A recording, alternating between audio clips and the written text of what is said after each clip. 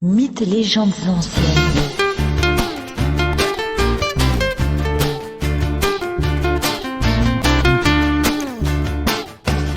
L'Iliade, chant 8 et chant 9.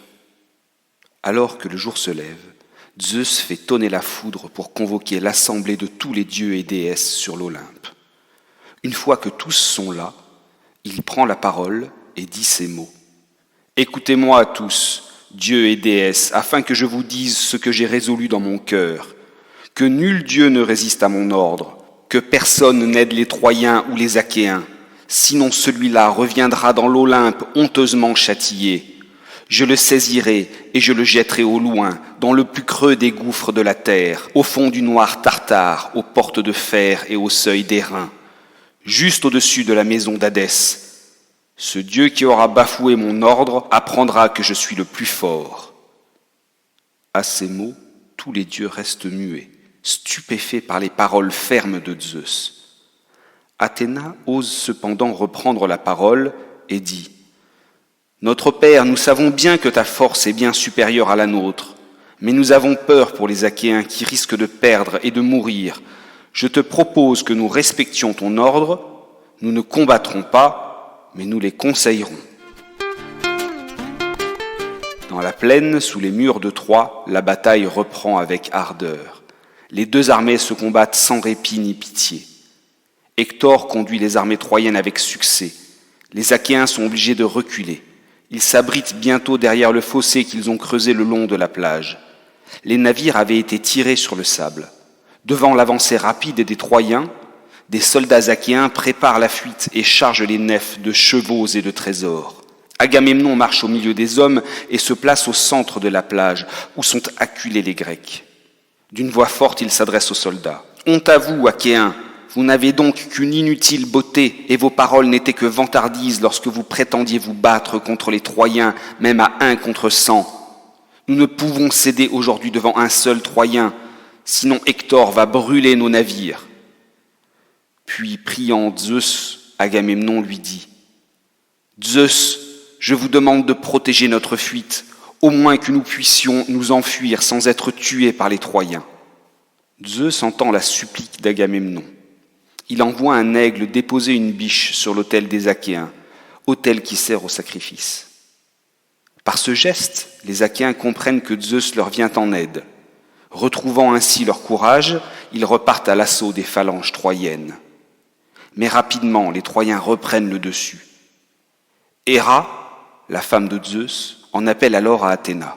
« Athéna, toi, fille de Zeus, nous devons ensemble secourir les Achéens qui périssent du fait de la si grande puissance d'un seul homme, Hector. » Et Athéna de répondre « Je vais aller revêtir mes armes, et je verrai si Hector sera joyeux de nous voir descendre tous deux dans la mêlée.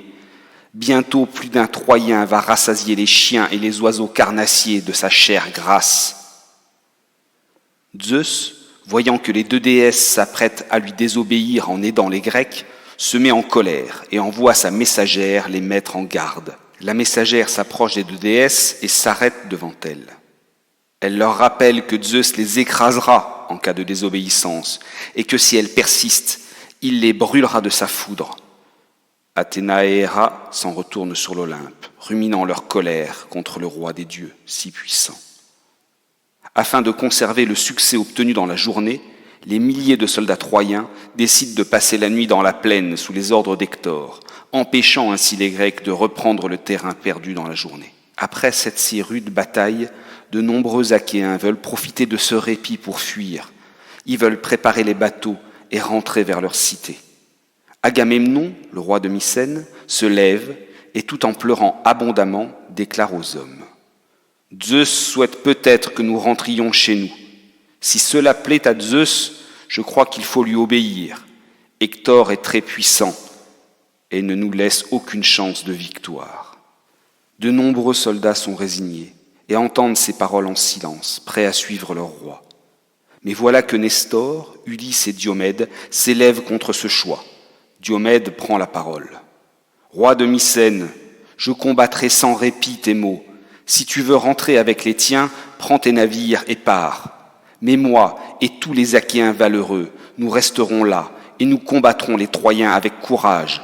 Nous ferons tomber Troie, car nous sommes ici par la volonté des dieux. » Les soldats applaudissent le discours belliqueux de Diomède. Et c'est maintenant au tour du vieux et si sage Nestor de s'adresser à Agamemnon. « Roi des Achéens, tu dois entendre de moi la vérité.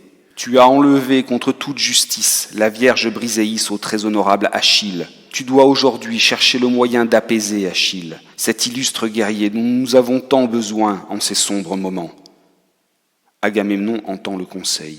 Il reconnaît qu'il a eu tort d'enlever Briséis.